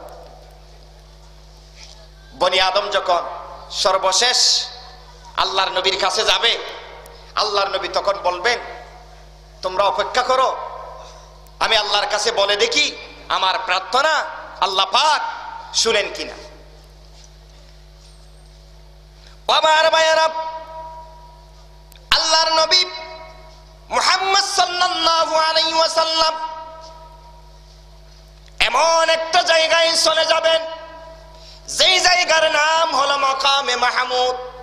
যেই মাকামে মাহমুদ আল্লাহর নবীর জন্য খাস, আর কোন নবীর জন্য মাকামে মাহমুদ নাই। কথা ঠিক কিনা বলেন?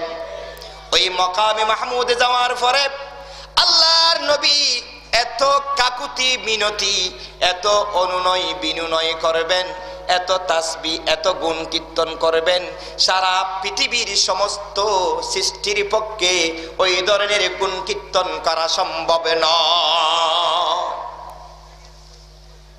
সিজদায় পড়ে গেল, আরশের নিচে সিজদায় পড়ে যেই নবীজি কাঁদবেন, ওই নবীজির সিজদাটা আল্লাহ পাক বরদাস্ত করতে পারবেন না। কেন? সেই দিন সিজদার জন্য নয়। আল্লাহ পাক তখন বলবেন, ইয়া মুহাম্মদ ইরফা রাসাকা সাল তুতা ওয়াশফা তুশাফা। হে নবী, আজকে সিজদার জন্য নয়, তোমার মাথা মোবারক তুলো, তুমি আমার কাছে যা চাওয়ার চাও, যা সুপারিশ করার সুপারিশ করো, আমি আল্লাহ সুপারিশ গ্রহণ করব, আমি তোমার দোয়া কবুল করে নেব।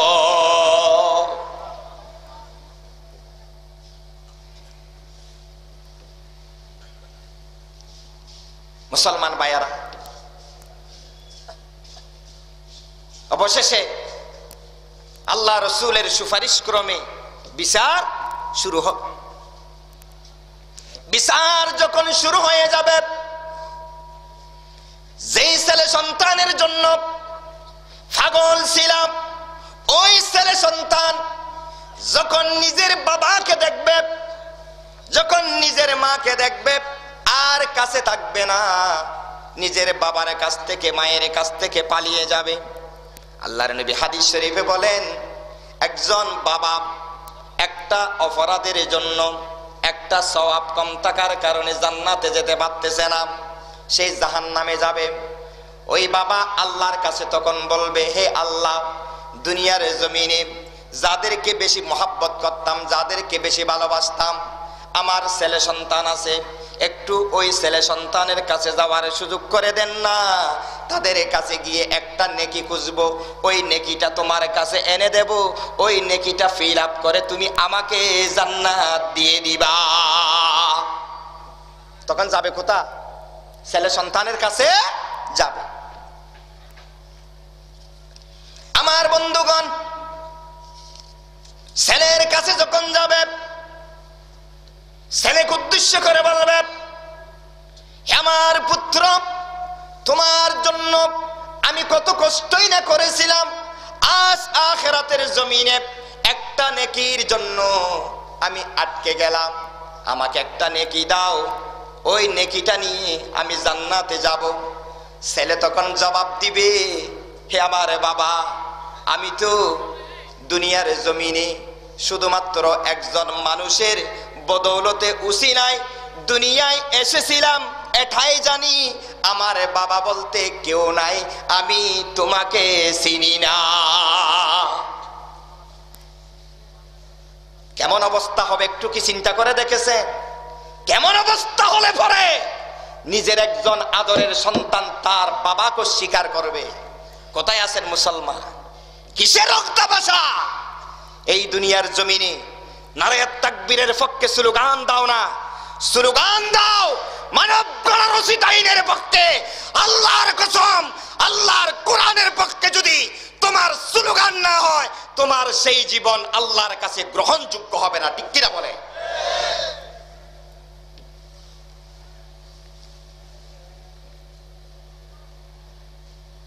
আমার ভাইয়ারা, বাবা যেরকম ছেলের কাছে যাবে, বিচার ফয়সালা যখন শুরু হয়ে যাবে,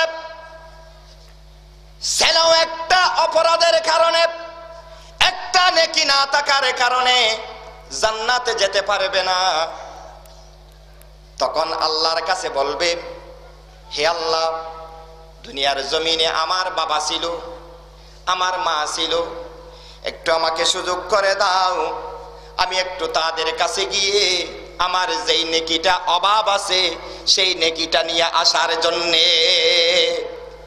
বাবার কাছে চলে যাবে, বাবাকে বলবে, হে বাবা, তুমি না আমার জন্য কত কষ্ট করেছো, আজকে তো আমি এখানে আটকে গেলাম, আমার পক্ষে সম্ভব নয় মুক্তি পাওয়া। একটা নেকি শুধু। কয়টা নেকি? একটা নেকি, বেশি নয়, একটা নেকি। বাবা, তুমি আমাকে আজকে দাও তোমার নেকি থেকে, ওই নেকিটার বদৌলতে আমি আল্লাহর কাছে জান্নাত পেয়ে যাব। সুবহানাল্লাহ। বাবা তখন জবাব দিবে, দুনিয়ার জমিনে আমার ঘরের মধ্যে কয়েকজন সন্তান সন্ততি ছিল, শুধু এটাই শুনেছি, এটাই জানি, কিন্তু তুমি যে আমার সন্তান এটা তো আমি বিশ্বাস করি না, এটা তো আমি মেনে নিতে পারি না। যাও তুমি আমার কাছ থেকে, আমি তোমাকে চিনি না। কেমন অবস্থা হলে পরে, কেমন অবস্থা হলে পরে নিজের বাবা নিজের ছেলেকে অস্বীকার করবে? বন্ধুগণ, আল্লাহ পাক পবিত্র কোরআনে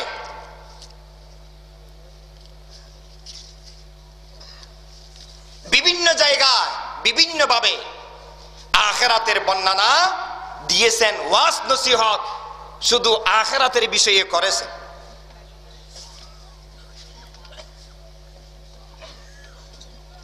তো জিকির করে লা ইলাহা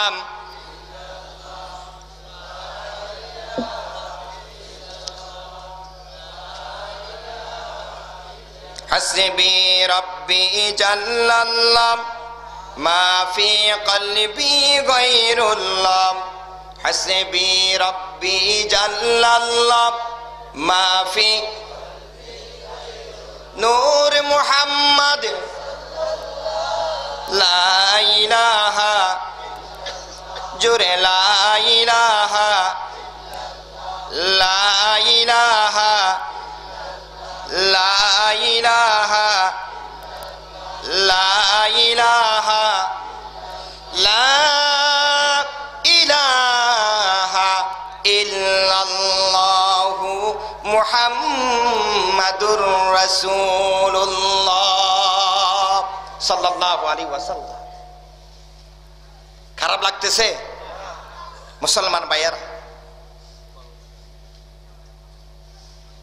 ছেলে যখন বাবাকে দেখবে, বাবা যখন ছেলেকে দেখবে, স্ত্রী যখন নিজের স্বামীকে দেখবে, স্বামী যখন নিজের স্ত্রীকে দেখবে, একজন আরেকজনকে পরিচয় দিতে চাইবে না। যে ময়দানের নাম, সেই ময়দান হলো হাসরের ময়দান। আল্লাহ পাক বলেন,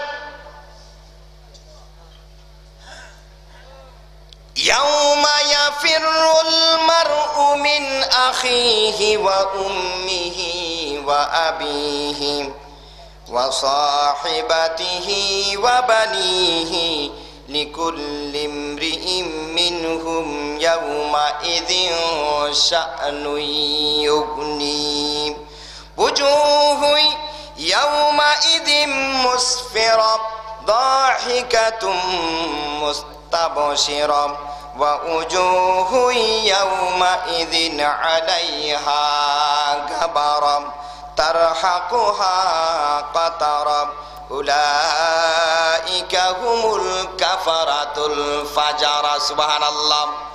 আমার ভাইয়ারা, আল্লাহ রাব্বুল আলামিন বলেন, কঠিন মুসিবতের দিন একটা নেকি দিতে হবে। এই কথাটার কারণে মা যখন ছেলেকে দেখবে, ছেলে যখন মাকে দেখবে, একজন আরেকজনকে পরিচয় দিতে চাইবে না। আল্লাহ পাক সূরা আবাসার মধ্যে সেই কথাটা সুন্দরভাবে তুলে ধরতেছেন। আল্লাহ পাক বলেন, ইয়াউমা ইয়াফিরুল মারউ মিন আখিহি। সেদিন, যেদিনের নাম কি? কিয়ামতের দিন।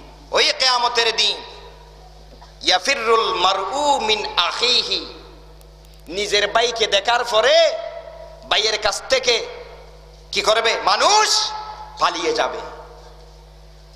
মুফাসসিরিন কেরাম বলেন, এখানে ভাইয়ের কথা আগে আনলো কেন? এরপর আল্লাহ পাক বলতেছেন, ওয়া উম্মিহি, মাকে দেখে যখন দেখবে, মায়ের কাছ থেকে কি করবে? পলায়ন করবে, পালিয়ে যাবে। ওয়া আবিহি, নিজের পিতাকে যখন দেখবে, পিতার কাছ থেকে পালিয়ে যাবে। ওয়া সাহিবাতিহি, নিজের স্ত্রীকে দেখলে নিজের স্ত্রীর কাছ থেকে পালিয়ে যাবে। ওয়া বানিহি, নিজের সন্তান সন্ততিকে দেখলে নিজের সন্তানের কথা ভুলে গিয়ে সন্তানের কাছ থেকে পালিয়ে যাবে। সুবহানাল্লাহ। মুফাসসিরিনে কেরাম বলেন, সহযোগিতা এই দুনিয়ার জমিনে করার যে প্রয়োজন, সেটা দেখতে গেলে ভাই ভাইকে কি করে? সাহায্য করে। নিচের দিক থেকে আল্লাহ পাক উপরের দিকের কথাগুলা এই সূরা আবাসার আয়াতগুলোর মধ্যে তুলে ধরেছেন। সুবহানাল্লাহ। অর্থাৎ ভাই ভাইকে সাহায্য করে, করে কি করে না? করে কি করে না? ওই ভাইয়ের চাইতে আরো বেশি পরিমাণে সাহায্য করে একজন মানুষকে তার মা। তার মানে একজন ছেলের জন্য নিজের মা যেরকম পাগল হয়, আর কেউ কি আছে? আর কেউ কি আছে? আর কেউ নাই। আমার সময় যেহেতু সংক্ষেপ, আলোচনার দীর্ঘায়িত করতেছি না। এরপর আসতেছে ওয়া আবিহি। ওয়া আবিহি, নিজের বাবা। সেই নিজের বাবা যখন তাকে ছেলে দেখবে, যেই ছেলের জন্য বাবা পাগল, সেই ছেলে আর ওই মানুষটা বাবা যে দেখলো, বাবার কথাটা আর বলে যাবে, মনে রাখবে না। বাবার কাছ থেকে কি করবে? ছেলে যখন দেখবে, ছেলে পালিয়ে যাবে। ওয়া সাহিবাতিহি, নিজের স্ত্রী, যে স্ত্রীর জন্য সবকিছু, ওই স্ত্রী যখন স্বামীকে দেখবে, স্বামীর কথা, স্বামী যখন স্ত্রীকে দেখবে আর স্ত্রীর কথা মনে রাখবে না। একটা একটা নেকি দিতে হবে, সেই কারণে স্ত্রীর কাছ থেকে স্বামী পালিয়ে যাবে। ও মুসলমান, ওয়া বানিহি, নিজের সন্তান সন্ততি, যেই সন্তান সন্ততি আবার মা বাবার জন্য ভাগো, এমন সন্তান সন্ততিকে যখন মা বাবা দেখবে, মানুষ দেখবে কিয়ামতের ময়দানে, তাদের কথা কি করবে? ভুলে যাবে। লিকুল্লি ইমরিইম মিনহুম ইয়াউমা ইযিন শাআনুন ইউগনি, একটা বিষয় তাদেরকে চিন্তা হয়রান পেরেশানির মধ্যে ফেলে দিবে। সেই চিন্তা পেরেশানির মধ্যে থাকতে কারণে সেই বিষয়টা কি শুধু নিজকে বাঁচানোর জন্য সবাই ব্যস্ত হয়ে যাবে। সুবহানাল্লাহ, শুধু নিজের কথাই চিন্তা করবে, আর কোনো কিছু চিন্তা করবে না। রাসূল করিম সাল্লাল্লাহু আলাইহি ওয়াসাল্লাম ইরশাদ করেন, কঠিন মুসিবতের দিন তিনটা জায়গা, কয়টা জায়গায়? তিনটা জায়গা একজন মানুষ আর একজন মানুষের কোনো চিন্তা করতে পারবেন। আম্মা জানে এসা বলেন, ইয়া রাসূলুল্লাহ, আপনি আমার স্বামী, আপনি কি আমার কথা সেদিন বলে যাবেন? সুবহানাল্লাহ। রাসূল তখন বললেন, আয়েশা রে, তিনটা এমন জায়গা আছে হাসরের ময়দানে, যেই তিনটা জায়গার মধ্যে কেউ কারো কোনো পরিচয় দিতে চাইবে না। সেই তিনটা জায়গা কি কি? এক নাম্বার জায়গা যখন আমলনামা হাতে দেওয়া হবে, সেই আমলনামা হাতে দেওয়ার সময় আর কারো কথা মনে থাকবে না। আলহামদুলিল্লাহ, আমাদের মেহমান এসে গেছে। আমি আলোচনা এখানে শেষ করতেছি। যেই তিন শ্রেণীর কথা বলতেছে, এই কথাগুলা বলে শেষ। সর্বপ্রথম আমলনামা যখন আল্লাহ পাক হাতে দিবেন, সেই আমলনামা হাতে দেওয়ার সময় আর কারো কথা আল্লাহ রাসূল সহ কেউ মনে রাখতে পারবে না, সবাই চিন্তার মধ্যে পড়ে যাবে। কেন? যেই ব্যক্তির আমলনামা আল্লাহ পাক বাম হাতে না দিয়ে ডান হাতে দিবেন, সে ঘোষণা দিবে খুশি হয়ে, হা উমুকরাউ কিতাবিয়া, আমার আমলনামা ডান হাতে আজকে দেওয়া হলো, আমার চাইতে খুশি আনন্দিত আর কেউ নাই। কেউ যদি পরীক্ষায় পাস করে, সে বাড়িতে আসার পরে ডাক দিয়ে বলে, চিৎকার করে করে বলে, আমি পরীক্ষায় পাস করেছি, ভালো রেজাল্ট করেছি, ঠিক কিনা? ময়দানে হাসরে বাম হাতে আমলনামা নয়, যেই ব্যক্তির আমলনামা ডান হাতে দেওয়া হবে, ফাআম্মা মান উতিয়া কিতাবাহু বিয়ামিনিহি ফাহুয়া হিসাব ইউহাসিবু হিসাবান ইয়াসীরা, ওই ব্যক্তির আর কোনো পেরেশানি চিন্তা বলতে কিছুই থাকবে না। দ্বিতীয় নাম্বার যেই জায়গায় মানুষ চিন্তায় পড়ে যাবে, সেটা হলো মানুষের আমলনামা যখন ওজন দেওয়া হবে। কি দেওয়া হবে? ওজন দেওয়া হবে। ওই ওজন দেওয়ার সময় মিজান দাড়ি পাল্লার জায়গায় যখন চলে যাবে, তখন কেউ আর কারো কোনো কথা মনে রাখবে না। মুসলমান, তৃতীয় নাম্বার জায়গাটা হলো জাহান্নামের উপরে আল্লাহ পাক অতি পিচ্ছিল চুলের চেয়েও চিকন, তরবারির চেয়েও ধারালো একটা জায়গার ব্যবস্থা করবে, যেই জায়গাটার নাম হলো ফুলসিরাত। কি? ফুলসিরাত। ওই ফুলসিরাত এমন কোন মানুষ নাই যেই মানুষ পার না হয়ে রক্ষা পাবে। তার মানে সব মানুষকে ফুলসিরাত কি হতে হবে? তার হতে হবে। ওই ফুলসিরাতের জায়গায় একজন মানুষ আর একজন মানুষের কবর নেওয়ার মতো সুযোগ ময়দানে হাসরে থাকবে না।